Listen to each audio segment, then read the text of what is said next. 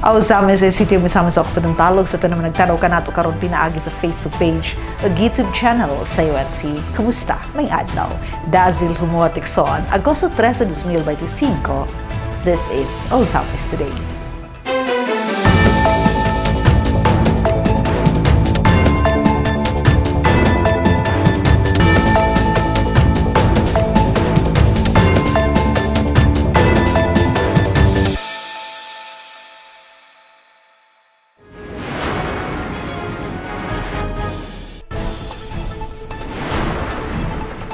Misamis Occidental mag-host sa ASEAN Plus Individual Chess Championships 2025.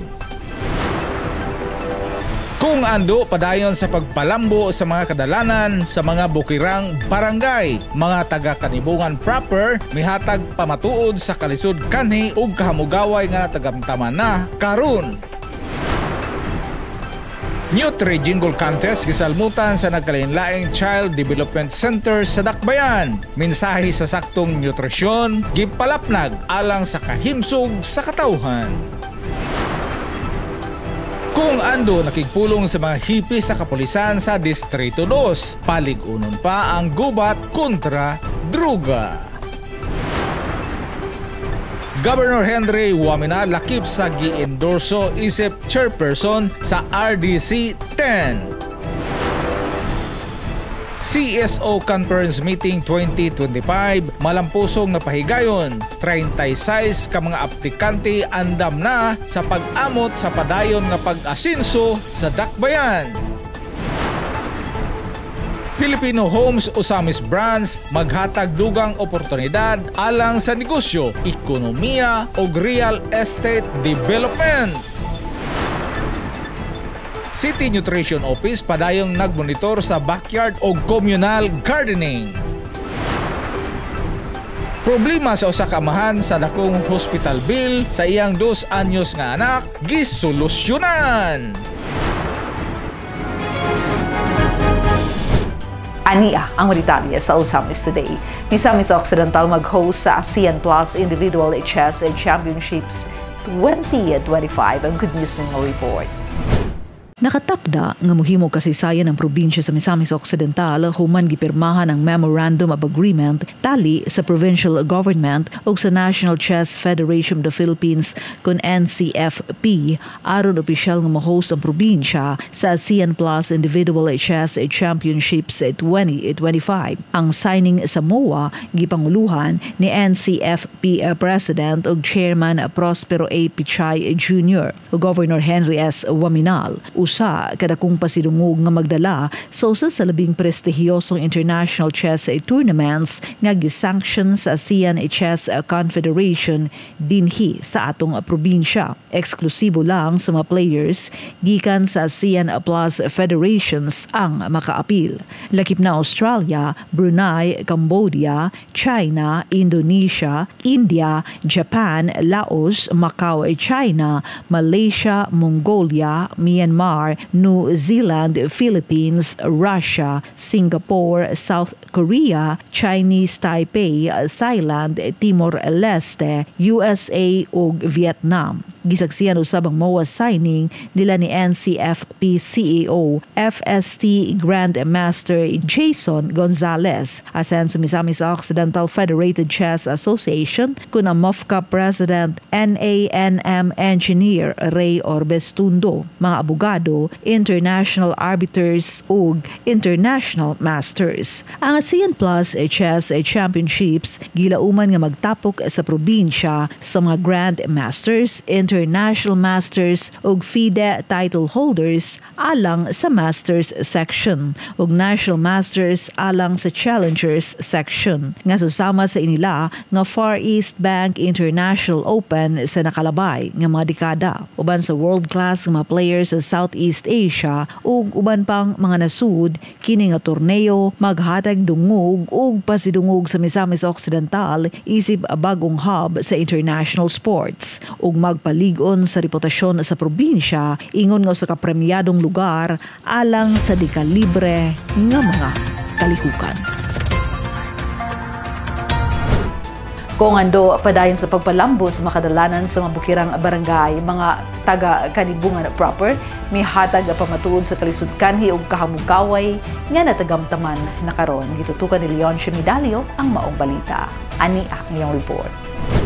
Tumong ni 2nd District Representative Congressman Sancho Fernando Ando Aminal nga mapalambo ang kahimtang sa mga kadalanan. Lakip na ang mga bukirang bahin sa mga syudad o munisipalidad sa Tibok Distrito 2 sa probinsya sa Misamis Occidental o karon matagan og update ang katawhan sa status sa mga road projects ni Kong Ando. Adlaw Martes, Agosto 12 ning tuiga, personal nga gibisita sa Asenso Osamis News Channel team uban sa mga sakop sa Municipal Engineer sa Tudela nga sila Municipal Engineer Tita Cadabero, Engineer 1 Rulan Magante, General Labor Foreman Romel Pilapel o Utility Foreman Binje Belyabito. Ang nahuman nga mga road projects sa kongresista sa mga upland o urban barangay sa lungsod nga karon hingpit nang nagamit o napahimuslan sa mga residente. Lakip sa mga barangay nga nakabenepisyo o nakatagamtam og hapsay o konkretong dalan mao ang barangay Kanibungan proper. Sa interview sa AONC kang punong barangay Sir Jacob Pito sa Kanibungan proper, iyang isaysay ang kahimtang sa ilang dalan kaniadto sa diyang wala pa kini na simento. Sa una sir, lisod guys sir, marami na tingulan sir, pait yung gayo, lisod gayo, daghan kay mga crash ba kay tungod sa kadanlog sa dalan. Oh, naka-crash yung mikro sa una sir, panahon kay ang dalan ko sir, lubak-lubak pa gid sir, dayon og tingulan lagi pitang paita gyud. Dugang butyag pa niya, kapin kung kulang katulo na usab siya maaksidente tungod sa kahimtang sa ilang dalan kaniadto. Apan karon sukan sa paglingkod ni Kong Ando Aminal isip kongresista sa Distrito 2, hapsay og nindot na gayod ang ilang karsada. Busa dakong pasalamat ang ipadayag ni punong barangay Pito ngadto kang Governor Henry Waminal ug Kong Ando Aminal nga sumala pa niya kung wala sila dili gayon masiminto ang mga kadalanan sa ilang munisipalidad ilabi na sa ilang barangay. So salamat jud kay ninyo Gob Congressman kay ug wala mo siguro aning misok murag dili kita to ko aning mga siminto ning mga dalan dire.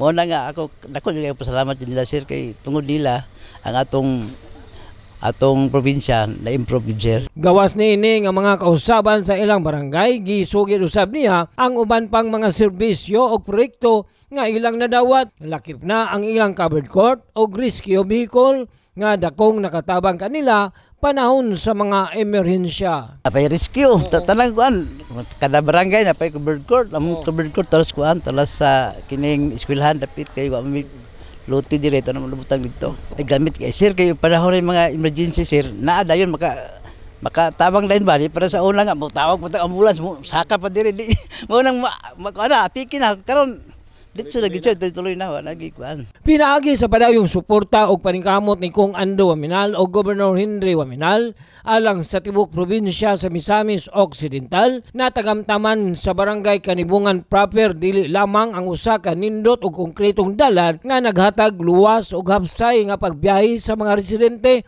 kundili napalambo usab nini ang kahimtang sa ilang komunidad nga naghatag kaharuhay sa tibuok barangay. Alang sa Usamis Today, ako si Leoncio Midalio.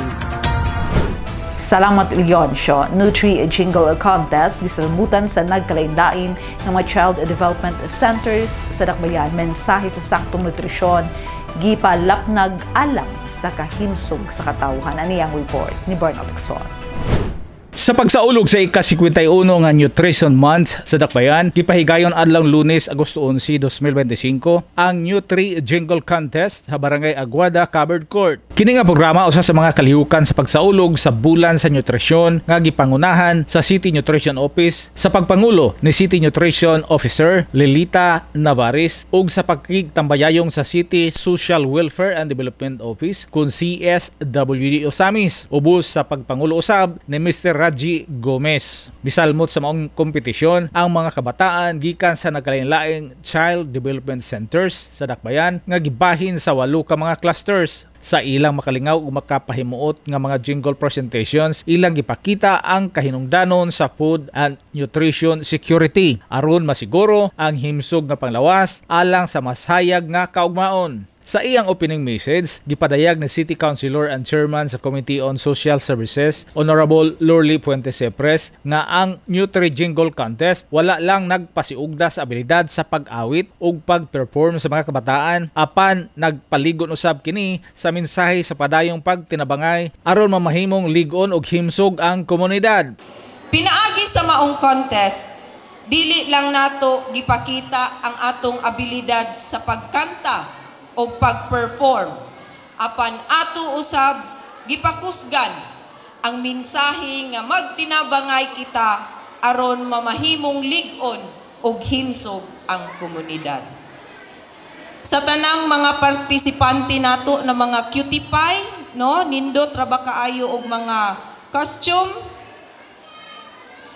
awitan ninyo kini nga puno sa kadasig. Perform nga puno sa kumpiyansa ug ipadungog ang inyong mensahe sa tanan. Bisan mo daog man o mapildi, ang inyong tingog adunay dakong epekto. Giawhag usab ni Nutrition Officer 3 Rodrigo Silada ang tanang usamisnon nga mag-garden aron masiguro ang food security tungod kay magsilbi man kining refrigerator sa tagsa-tagsa ka mga panimalay. We are trying our utmost best to inculcate everybody to have your own garden to ensure security food at the backyard. We always believe that having this garden serves as the refrigerator of our home. We can see, taste the freshness of the vegetables we have and the quality and the nutrients that it contains to give nourishment to our body. Human sa pakalingaw nga mga performances, nakuha sa Cluster 5 ang unang pwesto, gisugdan sa Cluster 3 sa ikaduhang pwesto ug ang ikatulong pwesto nakuha sa Cluster 8. Ang Nutri Jingle Contest nagpakita nga bisan sa yanong nga mga pamaagi, mamahimong ipalapnag ang importanteng mensahe sa husto ug masustansyang pagkaon. Usa ka paningkamot nga padayong ginasuportahan sa Asinso Osamis Administration sa pagpanguna ni Osamis City Mayor Sam Norman Go Puentes. Aron dili lang magpadayon ang pag-asinso sa dakbayan, apan masiguro sab nga himsog ang mga katawhan. Alang sa Osamis Today, ako si Bernard Texon. Salamat Bernard kung ando naging pulong sa mga hepe sa kapulisan sa Distrito 2, paligunon pa ang gubat kontra droga. Anyong report.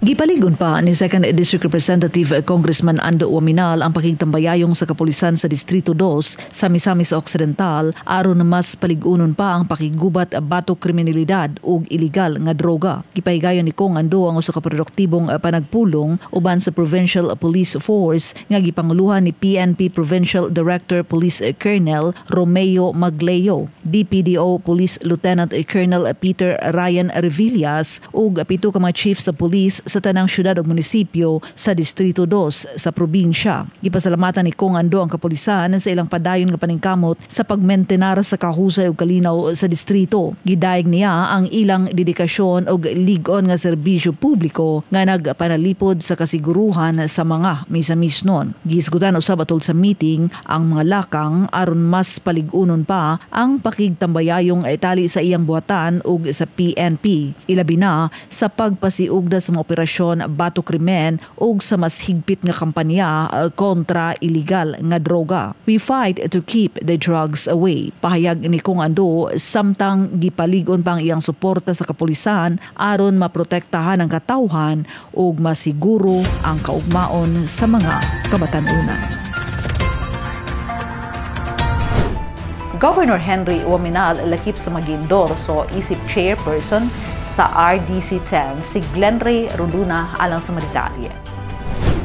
I-endorso si Misamis Occidental Governor Henry Uaminal isip usa sa mga nominado alang sa chairperson sa Northern Mindanao Regional Development Council kon RDC-10 para sa termino 2025 to 2028. Ang pag-endorso gipaygayon atol sa recognition meeting sa RDC-10 adtong Agosto 11. Din gipili usab ang mga nominado alang sa chairperson ug co-chairperson sa konseho. Kauban sa shortlist si Governor Uaminal mao si Bukidnon Governor Rogelio Neil P. Roque, Camiguin Governor Xavier Jesus de de Romualdo ug sa private sector representative nga sila si Jaime Rafael Pagyo, Arsenio L. Sebastian III ug si Ruben A. Vegapia. Ang listahan sa mga nominado ipasa ngadto ni Presidente Ferdinand Bongbong Marcos Jr. aron nga kini mao ang mopili sa final sa chairperson o co-chairperson. Ang pagkahilakip ni Governor Wominal sa shortlist sa pakita sa iyang ligon nga record sa pagpasiugda sa kalambuan sa Misamis Occidental ug sa padayon nga pagsuporta sa panagsinabdanay tali sa mga probinsya sa Northern Mindanao. Gikumpirma usab sa konseho ang mga bag-o nga mga private sector representative ug napili ang mga leader alang sa upat ka mga sectorial committees sa maong tigom. Alang sa Uzamis Today, kini si Glenn Ray Ruluna. Salamat Glenn. CSO Conference Meeting 2025 malampusong napahigayon 36 ka mga aplikante andam na sa pag-amot sa padayon nga pag-asenso sa dakbayan. Ania ang mga detalye. Ang civil society organization kung CSO nagpahigayon sa CSO conference meeting nga nagtumong sa paghatag higayon sa mga gustong mo-apply o magpa-accredit aron mamahimong parte sa CSO. Ang maong kalihukan gipahigayon Miyerkules, Agosto 13, 2025 sa 3rd floor executive building o Uzamis City Hall. Presente atul sa conference si Vice Mayor Simplicia Bebineri, ang chair o vice chair sa Committee on Cooperatives, City Councilors Catherine Catcatlim o Lorly Fuentes Cipres ug City Administrator Miss Rothesa Wano nga nagrepresentar kang Mayor Sam Norman Gia Fuentes. Ang CSO accreditation sa konteksto sa pangagamahanan ug civil society mao ang proseso diin ang usa ka ahensya sa gobyerno opisyal nga nag-ila og nag-otorisar sa usa ka civil society organization aron mahimong kwalipikado sa pagpatuman sa mga programa ug mga proyekto ug sa pagdawat og pundo. Kini naghatag og formal nga stamp of approval nga nagtugot sa usa ka CSO sa pakigpartner sa gobyerno alang sa lain-laing mga inisyatibo nga makahatag og kaayuhan sa komunidad. Sumala pa na CSO Desk Officer Marjorie Christine C. Bantilan ang maong kalihukan kasagaran nga mapahigayon sa bulan sa Hulyo o sa unang semana sa bulan sa Agosto. Karong buntaga, nagpahigayon ta og CSO or Civil Society Organization Conference Meeting. So balik kani mahitabo sir, kada July or August first week kay nag-end naman atong previous nga mga CSO. So karong panahon na is kaning naa nato karon dili ang gusto mo apply magpa-accredit as civil society organization diri sa dakbayan sa Uzamis. So kaning mga CSO nato karon diri is nag-intent ni sila nga magpa-accredit diri para sa ilahang partisipasyon diri sa atoang syudad regarding sa atoang planning or atong governance, participatory governance diri. Gipadayag usab niya nga anaa sa total nga 36 ka mga aplikante ang mi-apply sa naisgutan nga kalihukan. Ang nag-apply karon ang naa diri is 36 ka buok CSO. Ang bago-an na is ang namatay karaan na nga 22 ka buok CSO nga accredit nato last 2022 to 2025. Nag-expire naman na siya sa term sa atong mayor, July 30, 2025. So mag-renew na sila. Ang karaan nato is 22 kabuk CSO dahil naatay recognize nga tulo. Then ang remaining ana nga 36 man diri sila karon. So ang remaining ana 20 naatay mga siyam or pulo nga mga bag-o nga mo accredit. Gidugang pa niya, mag-submit gyapon mga documents, balag daan o bag-o kay naamantay o sugod kay ang atong kuana na is year 2024 man. Naaman sila updated nga mga officers, updated nga mga members. Pagpaklaro sab sa CSO Desk Officer nga ang mga aplikante subject pa alang sa accreditation sa sangguniang pangungsod. Ang mong conference o sa lamang ka-orientation aron mahibaluan sa mga aplikante ang mga guidelines ug uban pa ang importanteng mga detalye. Wala pa na sila gi-accredit sir, bali kuan pa subject for accreditation pa sa sanggunian. Balikan ni karon ang nahitabo is ilahang orientation, ang ilang guidelines kung unsaon pag kuan sa ilang mga forms or kung unsa ilahang kanang mga kung unsa ilang participatory dili sa atong LGU ana kung asa sila once nga ma-accredit sila ipangkuan man na sila kung asa sila dapita sa mga LSB sa mga local special bodies so bali ikuan sila sa health sa board lalain nga mga sektor balik kani ang nahitabo karon is nag-apply pa ana dayon para sa bag-o nga 2025 to 2028 sesyonan man ni after ani sa mga requirements nila mag-submit min sa sanggunian. So, final evaluation sa sanggunian for approval para sa resolution nila. Ana mahitabo. And then, kung once nga nanatay accredited nga mga CSO, kana na din sila ma-member sa mga local special bodies. Gidugang paniya ang dakong papel nga gihawiran sa partisipasyon sa CSO nga dakong makaamot sa lokal nga pangagamhanan sa dakbayan. Kada local special bodies naagay participatory sa mga civil society organization o sa Peace and Order Council, sa school board, sa health board, sa pleb. Dako kaayog kung ang papel ang sa LGU. So ang mga CSO nato kani diri sa dakbayan sa Osamis. Filipino Homes Osamis Branch maghatag idugang oportunidad alang sa negosyo, ekonomiya o real estate development. Ibalik alang sa good news si Barla Tixon.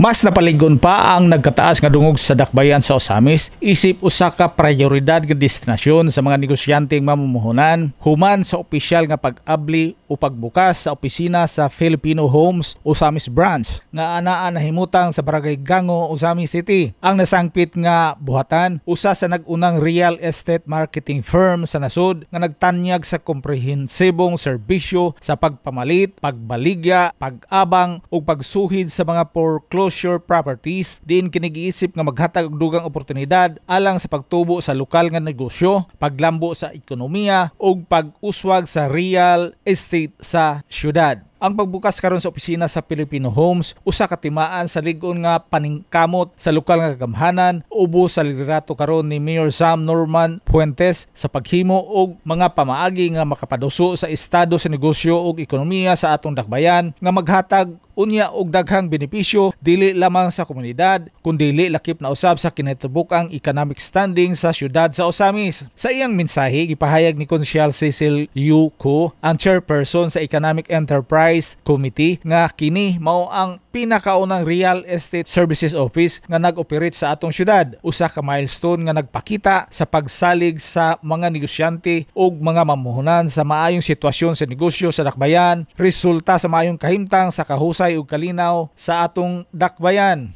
Giilaw sab niya ang dinamiko nga puwersa sa real estate market sa pagpalambo sa ekonomiya nga nagtimaan sa pagsugod sa daghang mga kalambuan nga makita karon sa atong dakbayan. The presence of the real estate market in the city, it will mark the beginning of a lot of progress to see. When the real estate market is rising, we can see that the city is progressing. Padayon karon nga nagataas ang demand sa mga residential developments, commercial spaces ug mixed-use projects sa Osamis City. Busa ang pagbukas sa opisina sa Filipino Homes dili lamang makatubag sa panginhanglan sa real estate development market, magdala usab kini og dugang oportunidad sa pagpanarbaho sa mga Osamisnon, pamuhunan sa mga negosyo ug positibong pagsaka unya sa ekonomiya sa dakbayan. In Osamis, we are witnessing a steady rise in residential developments, commercial spaces, and mixed-use projects. Mauna siguro si Filipino Homes nakahuna-huna nga kinahanglan mag-open ta diri sa Osamis ug service nga business for this real estate development market. Because each subdivision, hotel, or commercial complex brings with it jobs, investments, and a ripple effect of economic activity. Dugang pa ni Konsyal Cecil, ang real estate development nagpasabot usab og urbanization. Diin sumala pa ni Konsyal, samtang matukod ang mga bagong komunidad, musunod usab dayon ang panginahanglanon niini sa infrastruktura sama sa mga kalsada, drainage system, power lines ug internet connectivity nga mas makapalambo pa unya dili lamang sa barangay Gango kundi lakip na usab sa mga kasikbit nga mga barangay niini. Real estate development also means urbanization. As new communities emerge, the demand for infrastructure follows, like roads, drainage systems, power lines, and internet connectivity. These improvements will surely uplift not only Barangay Gango, but the neighboring surrounding barangays as well. Gisaysay usab niya ang dakong kontribusyon sa real estate business sa revenue sa lokal nga kagamahanan, pinaagi sa property taxes, business permits o uban pang real estate related fees nga mahimong dugang pundo alang sa pagsuporta sa mga local social services sa dakbayan, sama sa Asenso Osamis Free Hospitalization Program ug Asenso One Family, One Professional Education Assistance Program. Subay sa 5M's mantra sa probinsya aron masiguro nga ang matag misa-mison magpuyong malinawon, malambuon ug malipayon. Niini gipahayag ni City Councilor Cecil Yuku ang iyang dakong pasalamat sa Filipino Homes sa ilang pagsalig sa Asenso Osamis Administration nga nagpakita sa ilang lig-on nga kumpiyansa sa economic stability, good governance o growth potential sa atong dakbayan. So thank you Filipino Homes for placing your confidence and investment in Osamis City.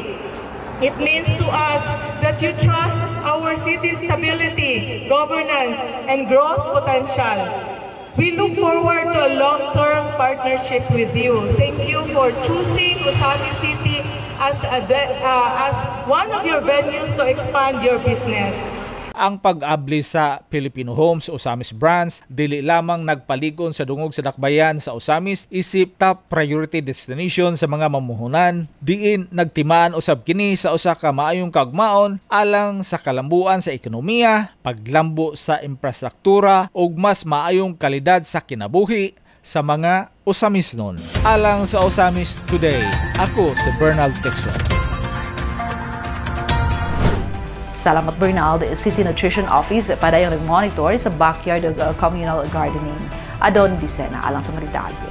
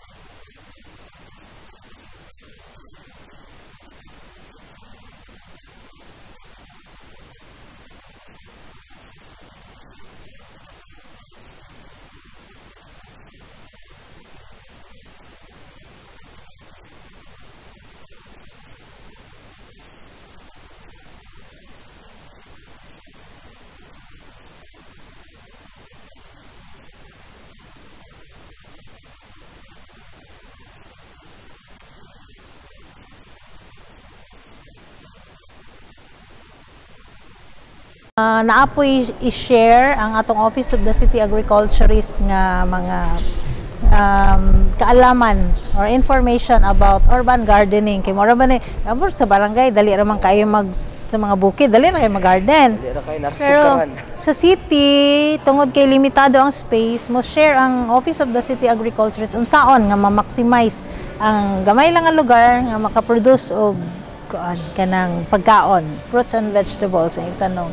And then ang atong sakop sa City Nutrition Office mo share pod og edible landscaping video lang para makuha nila nga ang pagpagwapo sa palibot dili lang siya nga kanang mga bulak-bulak kundi bisan og vegetables atong itanom magwapo siya nindot siya tan-awon dahil ato pa jung makaon pa gyud. Kinsa atong possible na mga participants? Ang participants na nga atong gi-invite on Friday will be the punong barangay sa atong Kagawad Committee on Agriculture o ang atong mga barangay nutrition scholars. And ang atong evaluation moran pa ni siya pila ka bulan. Kaya naman ang atong evaluation is mag-start ta og September. So karon na to i-launch. First evaluation, first judging is September, then second judging is October, and then ayaw pa ta mag-awarding. Kay of course dili man nato na makita dayon, di ba? Ila pa man ang tamnan, i-prepare pa nila ilang tamnan. Although nalipay mi kay bisan og walay contest ang atong mga barangays naagid sila yung mga gardens, especially sa mga rural barangays nga na sila yung mga space. Sige na sila ga-garden, wala pa mi kuan nga mag-contest ta, na jud siya. So karon kani nga contest is only murag bonus, no, aside sa ilahang ma-harvest nila, magamit nila sila mga feeding, mabaligya nila, income generating, napagi-bonus. So mga nindot nga gardens nga mo swak dito sa criteria, matagaan og prices. And kaning ato ang gardening contest, nakig-collaborate po tani sa DILG. Kay kung mahinumduman ninyo, ang DILG is nagabisita sila sa mga barangays kay sa Hapag.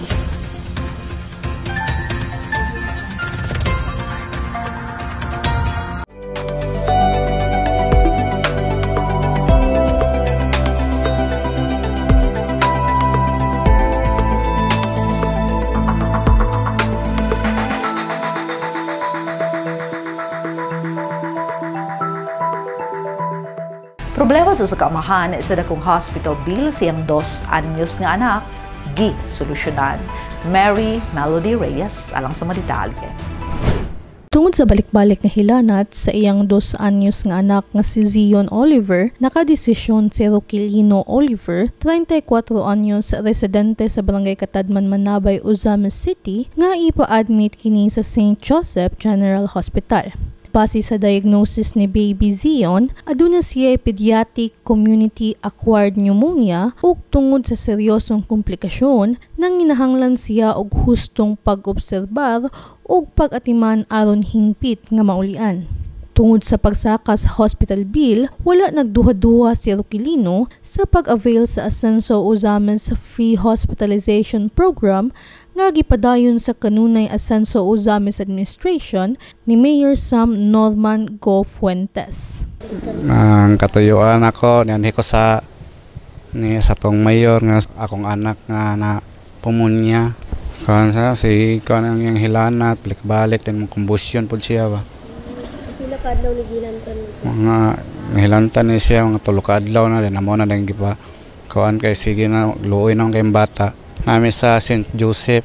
Isip usa ka laborer worker, dako na alang kang Roquelino ang hospital bill sa iyang anak nga mikabat sa 15,912 pesos and 85 centavos. Giangko niya nga ang iyang sweldo igo lamang sa pagpalit og pagkaon alang sa ilang pamilya. Ang trabaho sa ko ma'am labor, sa pag-labor wala ma'am igo rin sa pagkaon na mo kaon din sahay nga problema pa may sa vitamin sa bata. Ang pagduol niya sa buhatan sa Ascenso Administration, wala mapakyas tungod kay hingpit nga naka-avail si Roquelino sa Ascenso Ozamis Free Hospitalization Program. Usa ka programa nga daan ang nasugdan sa panahon pa lamang sa mga kanhi mayor sa Dakbayan ug karon kasamtangan 2nd District Representative Congressman Sancho Fernando Ando F. Fuminal, Ascenso Pinoy Representative Congressman Attorney Henry Indy F. Fuminal Jr. ug ang suporta ni Governor Henry S. Fuminal nga bugos nga gipadayon karon